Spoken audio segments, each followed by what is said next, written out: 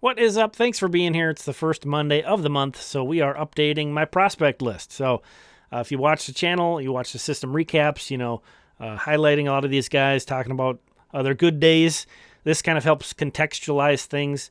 Of course, if you've looked at other lists, mine's not going to be dramatically different, but I do go to 50, and I try to make sure these are as genuine, in my opinion, as I can make them. Anyway, here is the top 10. You can see nobody in my top 7 moving. However, I will say, Walker Jenkins having missed time. Emmanuel Rodriguez still out right now, missing time. And then on the flip side, really everybody else in this top 7, Lee, Keyshaw, Festa, Matthews, Soto, those guys I think are kind of moving up. So, just throwing that out there. I didn't really have to think too much about that top 7. I did move Andrew Morris up above Marco Raya, though. I think they were 8-9 last month.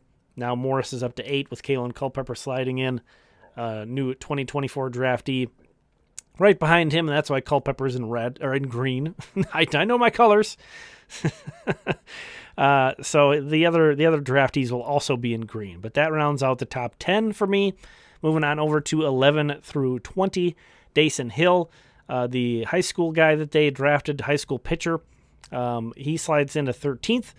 Eduardo Beltre is really the big jump on this list. And with all of these draftees entering my list officially for the first time, a lot of guys are sliding back because those guys are coming up, getting some pretty good spots, as we'll see some more guys in the top 25. But despite all of that, even Eduardo Beltre moves up.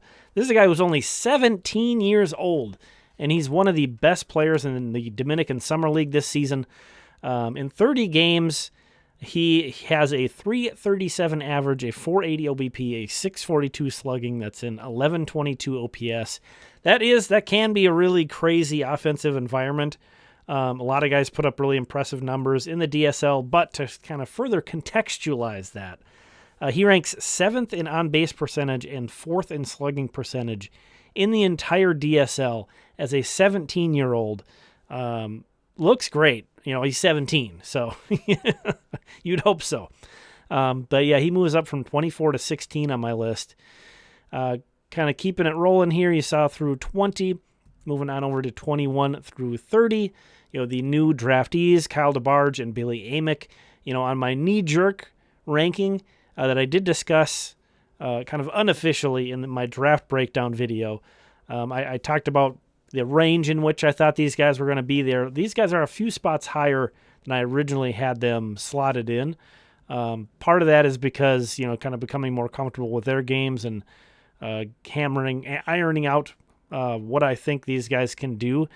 There's also just some guys that are sliding back a little bit or remaining stagnant. Guys who were in the FCL who didn't play, or their season's over. I should point that out. The Dominican Summer League's still rolling, but the FCL Twins are done for the year. And speaking of that, Adrian Bajorquez is a guy from that squad that got promoted up, and Yasser Mercedes actually as well. So kind of the bookends in this 21 through 30 are guys getting a taste of full season ball for the first time, which is pretty cool. Moving on to 30 through 40, or 31 through 40, excuse me. Some more draftees, Kadeem Jiao, Jaime Ferrer, Caden Kendall, and Derek Bender getting ranked in this range. Kind of where I felt comfortable with these guys. I've talked a lot about the top 10 really becoming more solid and much better than it has been. This is kind of where things feel not as good as they have been in prior years. Once you get outside of the top 30, which is fine.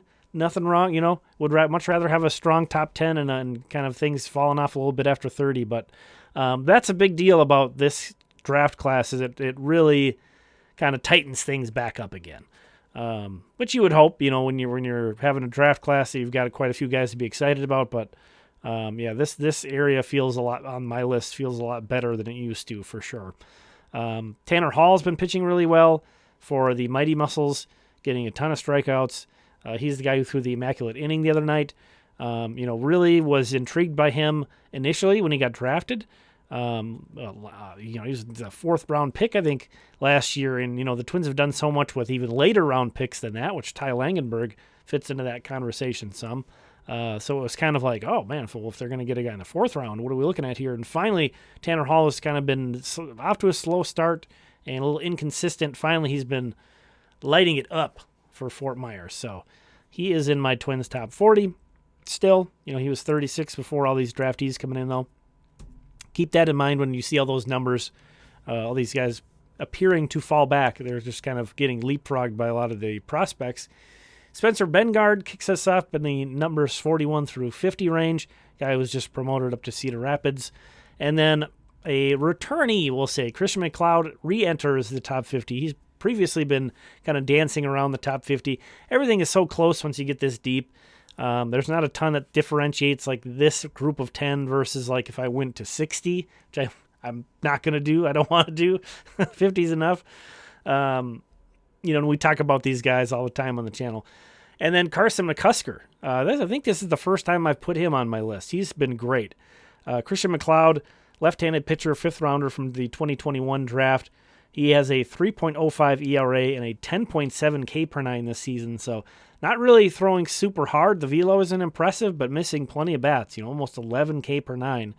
And then Carson McCusker, guy who they originally signed out of Indy Ball, playing for Wichita. He's got an 814 OPS in the season, so it's not like this guy's had a bad year altogether, but man, over the last 28 games, he's hitting 340 with a 427 OBP and a 632 slugging, so a OPS north of 1,000 in Double-A.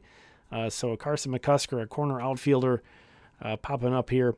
But, that wraps up the top 50. Let me know what your thoughts are. Let me know if you have any questions. As always, don't take these too seriously. I do put my own thoughts and a lot of my own reactions into these, but I'm still not a pro scout or anything. So have some fun. You let me know what you think about this list and any guys you'd have differently, and we'll talk again soon.